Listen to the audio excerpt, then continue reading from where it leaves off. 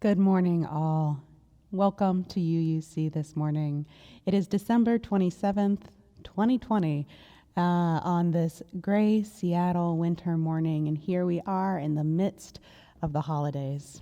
My name is Beth Chronister, and I serve here as the assistant minister. And on this morning, I am joined by our musicians, Dwight Beckmeyer and Ian Loney, as well as our mighty tech team, Byron Christad, helping keep everything moving in the back. I hope today finds you well and healthy as we begin to emerge into a new year, really, after a long and strange one for many of us. And so as we are in the holiday season, I will share what my colleague John often shares during this time of so many holidays and so many celebrations, knowing that they each looked slightly different this year. But as John says, happy, happy, happy. It is good to be here together. Let us begin our service.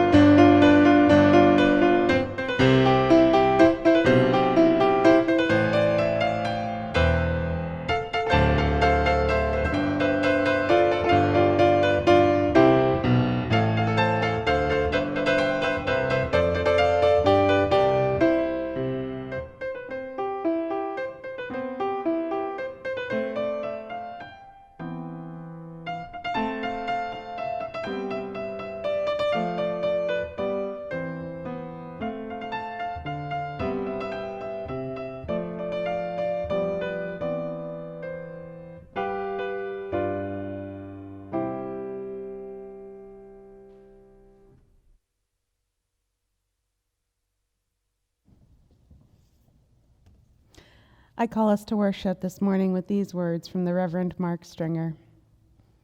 As the year winds down to its close, and we are submerged once again in the seasonal darkness we have come to know so well, We have reason to think back upon the year that was, if only because it will soon be gone.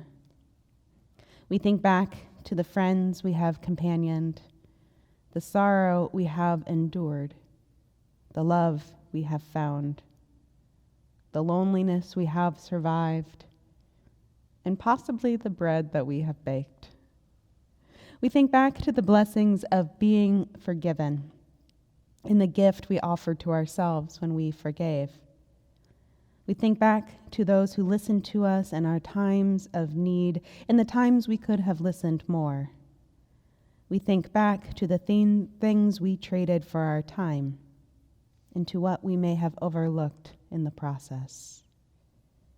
We think back to the times when we were afraid and uncertain, and we trudged ahead anyway, and the times that we were compassionate when we could have been cold.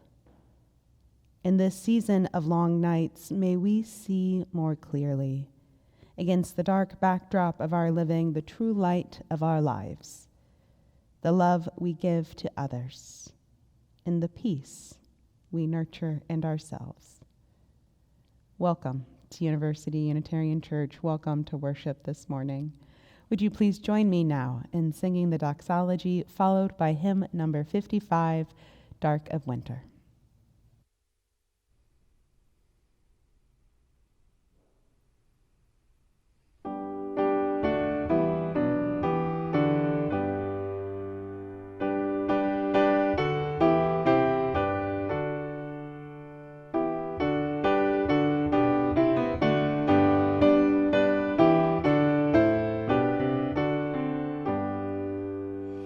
From all that dwell below the skies, let songs of hope and faith arise.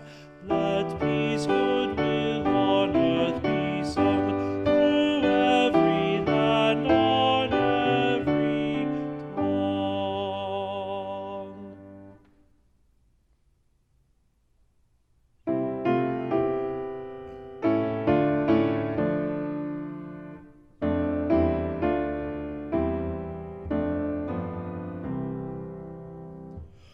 Dark of winter, soft and still, your quiet calm surrounds me. Let my thoughts go where they will, ease my mind profoundly, and then my soul will sing a song, a blessed song of love eternal. Gentle darkness, soft and still, bring your quiet to me. Darkness, soothe my weary eyes, that I may see more clearly. When my heart with sorrow cries, comfort and caress me, and then my soul may hear a voice, a still small voice of love eternal. Darkness, when my heart arise, let your peace flow through me.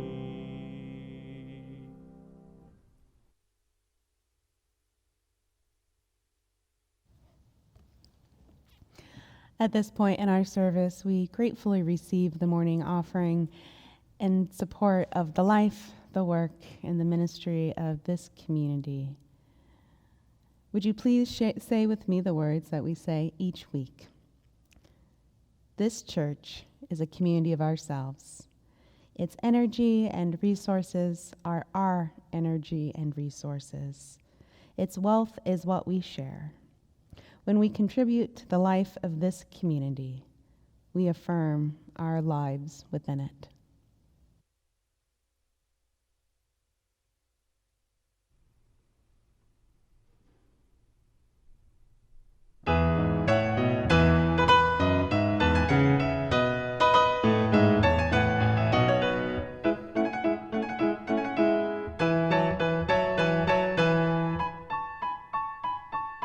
Every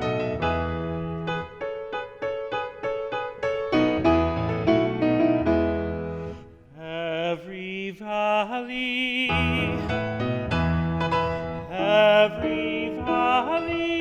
shall be exalted, shall be exalted,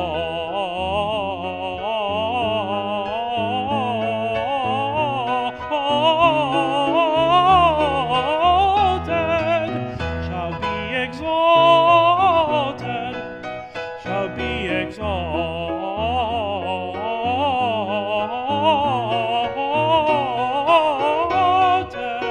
and every mountain and hill made low, the crooked straight, and the rough places plain.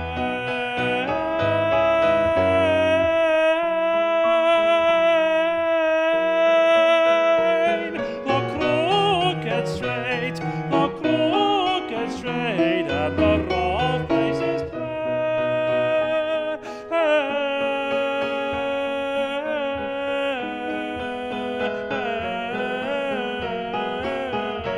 and the rough places plain.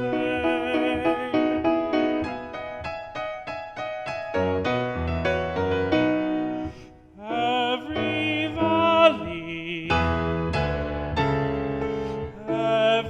valley shall be exalted.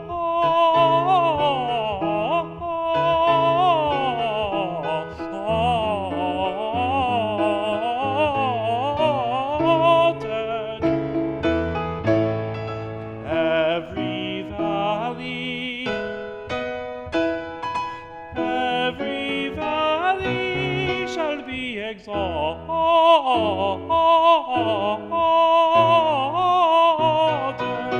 and every mountain and hill made low. The crooked straight,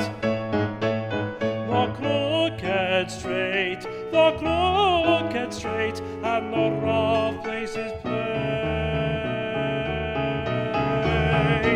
and the rough places plain, and the rough places plain.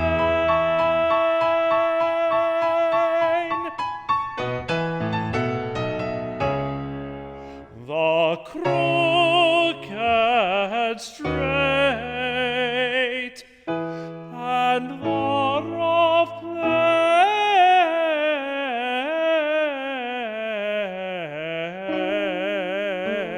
places plain.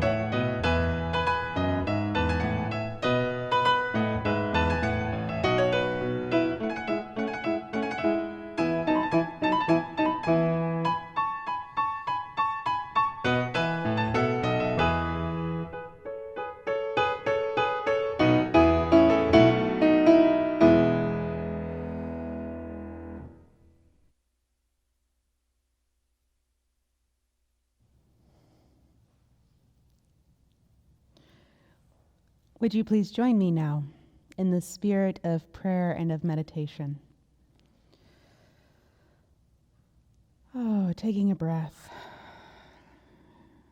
and letting it go.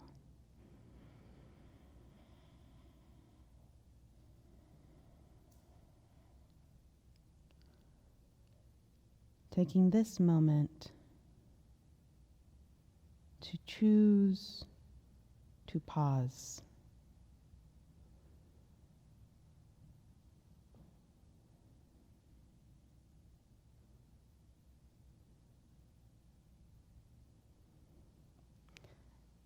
And I share with you this blessing for the longest night by Jan Richardson.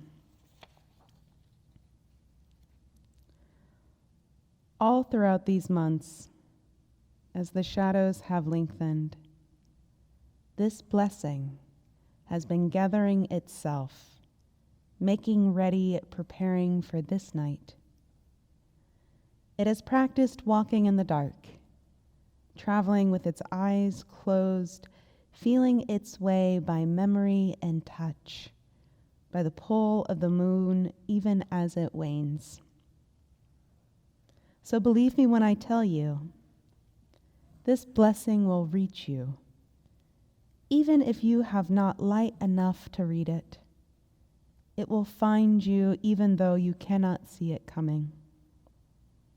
You will know the moment of its arriving by your release of the breath you have held so long, a loosening of the clenching of your hands, of the clutch around your heart, a thinning of the darkness that has drawn itself around you. This blessing does not mean to take the night away, but it knows its hidden roads, knows the resting spots along the path, knows what it means to travel in the company of a friend. So when this blessing comes, take its hand, get up, set out on the road you cannot see. This is the night when you can trust that any direction you go, you will be walking toward the dawn. To these words, I invite you to add the silent prayers and the meditations of your own heart.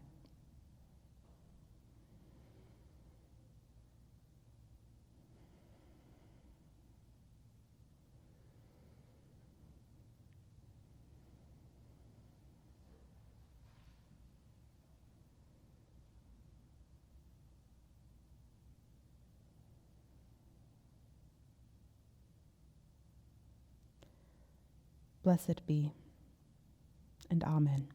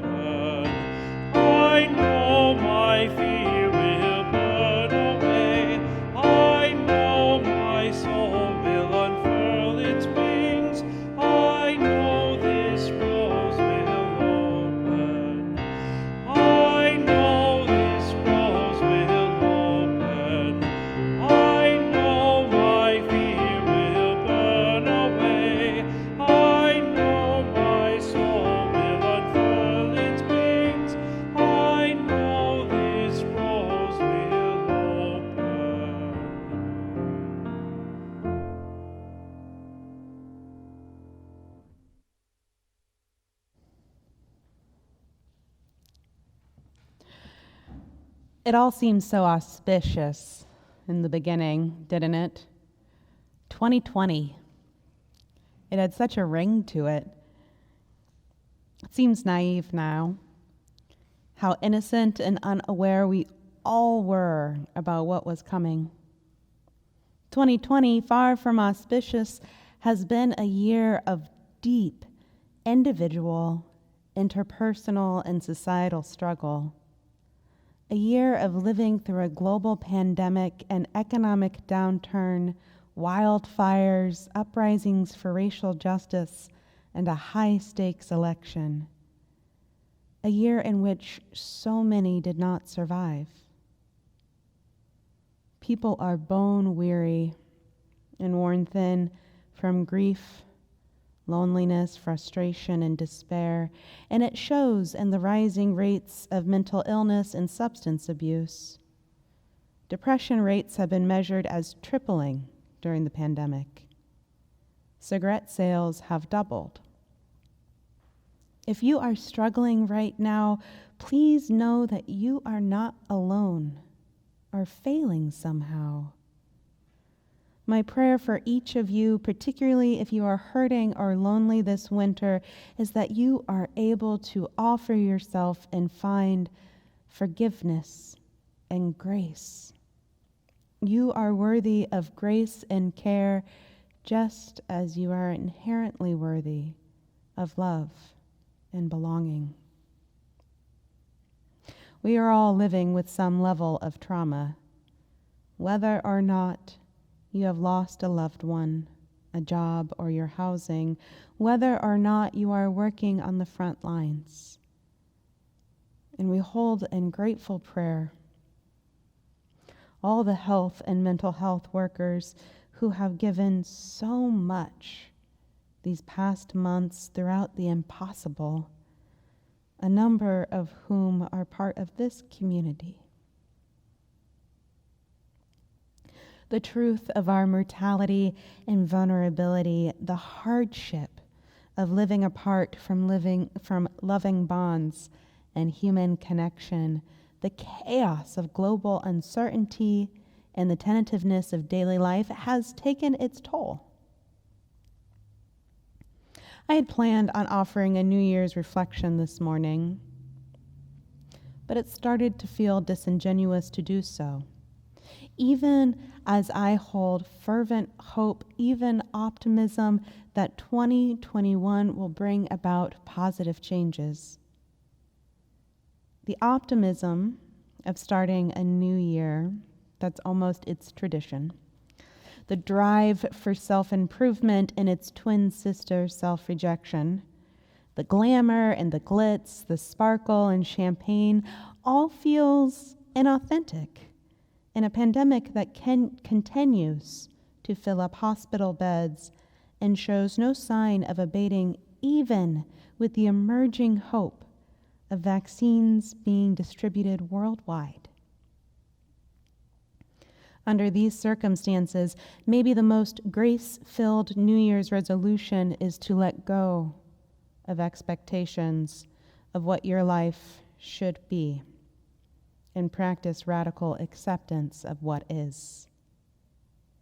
Unlike a daily workout habit, we've all had plenty of chances to practice letting go and recalibrating to reality over the past year. During the long, dark nights of winter, there is another holiday tradition, one that feels more suited to the circumstances we are within, the winter solstice. This past Monday night marked the longest night of the year in the Northern Hemisphere, and at our northern latitude, this meant that night on the winter solstice lasted 15.5 hours. This night was marked by a celestial event as well. The conjunction of Saturn and Jupiter, both planets appearing overhead, almost kissing from an Earth perspective, shining back bright pinpoints of distant light. This has not been seen on Earth since 1226, which adds evidence somehow to the fact that we are living in rare times indeed. The winter solstice has been observed for thousands of years. Archaeologists have found monuments made of mounded earth and stone in Ireland and Scotland dating back as far back as 10,000 BCE to the Stone Age. These places were carefully laid out in such a way as to capture the sun's rays dawning on the morning of the solstice, greeting the first morning light to honor the slow return of longer days and the eventual return of spring. It's something to imagine, isn't it? Ancient ancestors living through famine times in the growing darkness of winter. Millennia before the darkness of night was forever changed by electricity, and long before global food distribution made the seasonality of fruits and vegetables seem irrelevant. These ancestors, they did not understand why or how the planets moved. However, they gravitated toward that moment when the earth seemed to stand still and then reverse course for summer. The ancients came together to celebrate the eventual return, the rebirth of the sun, gathering round the warmth of fires and within the communities that carried them through the cold winter. Even with all the science and understanding that came after, modernity cannot quite replicate this primal significance of the solstice. In a place like Stonehenge, constructed some 5,000 years ago to mark the sun's journey, a place that they say took 1,500 years to build. In a place such as this, the awe and reverence, the deep intuition into the planet's rotation, and the human drive to worship what is larger is palpable and powerful. And for this reason, people still gather there each winter solstice to chant and drum up the sun, warming themselves at bonfires as might have been done so many centuries and millennia ago. Though the raw meaning of the solstice has changed with technology and time, honoring the darkest point of winter still reverberates in cultures around the world through family gatherings, feasting, and fire.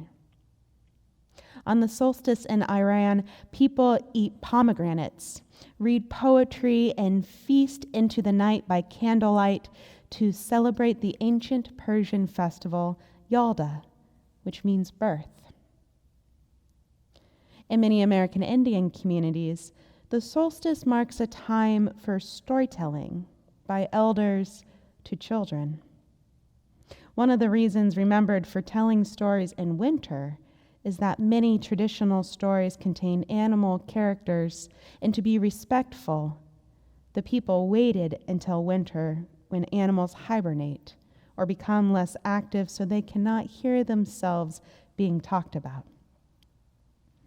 In China, families gather to feast on rice balls celebrating Danzing, which historically marked the end of the harvest and is rooted in the concept of yin and yang as the earth begins to move back toward the balance of light and dark. The pre-Christian pagan traditions of the Yuletide in Northern Europe live on in many families' Christmas traditions through gift-giving, feasting, decorating the home with greens, and lighting the Yule log. For millennia, really, the darkest weeks have been decorated with holidays of light. Each year here at UUC, we honor the many traditions that gather around light during winter in our family candlelight service, paying homage to Santa Lucia, Hanukkah, Kwanzaa, Christmas, and the solstice. Across cultures and across time, human beings have sought meaning in the winter season, practicing rituals of resilience and grounding themselves and hope. So what does it mean for us this year? A year marked for many of us more by surviving than thriving. How do we befriend the winter, as well as welcome the return of longer days? Dr. Robin Wall Kimmerer, Potawatomi author and ethnobiologist, shared, in wintertime, all life is on that knife edge between life and death. Winter is a teacher of vulnerability.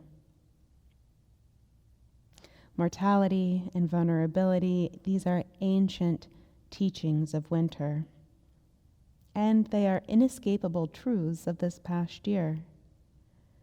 And these inescapable truths are more than mental or philosophical exercises. The possibility of deadly infection, the closeness of grief and loss, the inability to travel or gather in community has irrevocably changed this holiday season in the past year.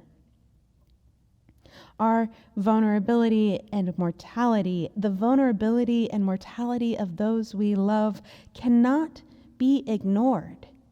Even in this culture famously uncomfortable with grief and deeply resistant to accepting suffering as an integral part of life. So what might we possibly learn in this season of grief and uncertainty? In a recent published memoir entitled Wintering, The Power of Rest and Retreat in Difficult Times, British author Catherine May writes about a time in her recent life in which she faced incredible physical discomfort without a clear diagnosis, familiar health struggles, and corresponding psychic pain. No one thing was devastating in itself, but collectively, the piling up of experiences left her unmoored and upended in her sense of self. She writes, "Change was happening, and here was its cousin, mortality, not so much knocking at my door as kicking it down like some particularly brutal extrajudicial force. Winter had begun." May describes wintering as a fallow period in life when you're cut off from the world, feeling rejected, sidelined, blocked from progress, or cast into the role of an outsider. She gives examples that include bereavement, difficult childbirth, illness, the loss of a job, failure, and love. However it arrives, she writes, winter is usually involuntary, lonely, and deeply painful. And so, as an author seeking to plumb the depths and possibly write her way out of the pain, she chose to move toward the suffering, resigning herself to the experience of being undone, practicing hibernation and seeking what other cultures, particularly Nordic cultures, knew about resilient living and harsh winter climates. She sits with what the philosophical writer Alan Watts reflected when he wrote about a radical acceptance of the endless, unpredictable change that is the very essence of this life, and how fighting this inherent insecurity is a source of our great suffering. Along this journey through rest and devotion and exploration, along this journey, she learns about sadness as a skill. She writes, If happiness is a skill, then sadness is too. Perhaps through all those years at school, or perhaps through other terrors, we are taught to ignore sadness, to stuff it down into our satchels and pretend it isn't there. As adults, we often have to learn to hear the clarity of its call. This is wintering. It is the active acceptance of sadness. It is the practice of allowing ourselves to feel it as a need. It is the courage to stare down the worst parts of our experience and to commit to healing them the best we can. Wintering is a moment of intuition. Our true needs felt keenly as a knife. So in some ways, we have been collectively wintering since March. And so what true needs have come into your awareness over this past year? What have you learned from staring down the worst parts of your experience? During the first weeks of lockdown, when we moved our services online for what we thought was 4 weeks, Sunday afternoons were the hardest part of the week for me. Following online church, I would wander in my new neighborhood, through the streets and parks that have become so very familiar to me now, feeling somewhat lost, unmoored, and often a little weepy. My body was moving through grief as a true need was coming to the surface, one that I had taken for granted, the need to be within the worshiping community, to sing hymns together, and open the heart in prayer side by side. I missed the touching of hands and the chance to lay eyes on each of you, the members of my faith community, and hear snippets of your life in the receiving line, to catch up on your families and to hear of your recent discoveries. Suddenly, incarnation took on a new significance. That theological notion of the holy made flesh felt more real, more embodied, as I longed for the holiness I felt in this sanctuary when it was filled by the generations coming together in the spirit of love. It was the nurturing beauty of the seasonal change and a gradual acceptance of what was still possible in online worship that made this early grief, less acute, though it still catches me from time to time. It did when on Christmas Eve, missing you. Religious community and human connection are true needs of mine, and I know I am not alone in that here. But it took grieving and missing these essentials to more fully understand their power and importance in my own life and in our shared life. To quote the book, Wintering, one last time, life meanders like a path through the woods. We have seasons when we flourish and seasons when the leaves fall from us, revealing our bare bones. Given time, they grow again. Winter teaches of how darkness and the inescapable seasons of loss, too, can be a gift, one that is often hard to receive.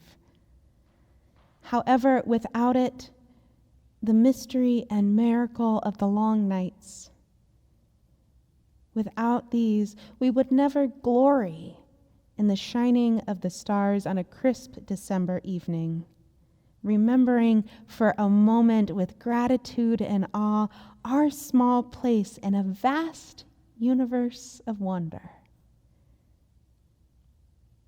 I close with this quote from Albert Camus. In the midst of winter, I found there was within me an invincible summer. Merry winter solstice, my friends, and Happy New Year. May you be blessed by courage, companionship, and health in the coming year, and may you be a blessing in return. And may we be blessed by the fortitude of our ancestors, who found meaning in survival through long winters and darkness, and may we hold hope and faith as they did in the certainty of change, in the slow return of the light.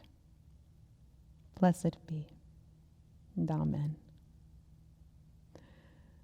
Would you please join me now in singing hymn number 89, Come, My Way, My Truth, My Life.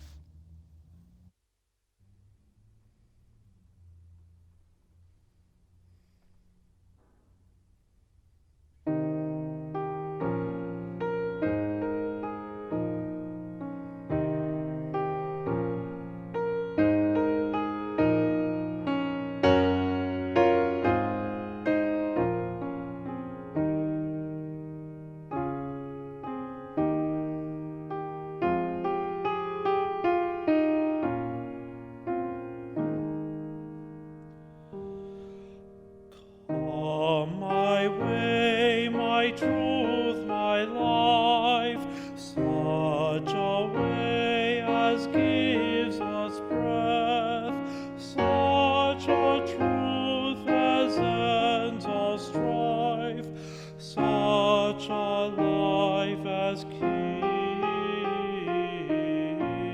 death. Come, my light, my feast, my strength, such a light as shows a feast, such a feast as mends in length, such a strength that makes a guest. Come, my joy, my love, my heart, such a joy as none can move, such a love as none can part, such a heart as joys in love.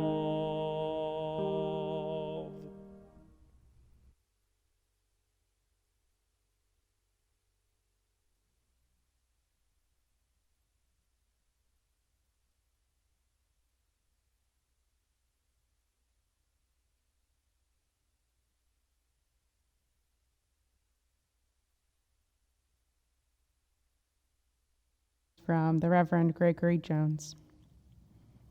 On these longest nights of the year, we are warmed by the certain knowledge that tomorrow will bring more light than today, as it has for eons, for billions of years. The coming of light brings life. May we be awed by the great miracles of light and life and faithfully nurture the mystery and magic of wonder.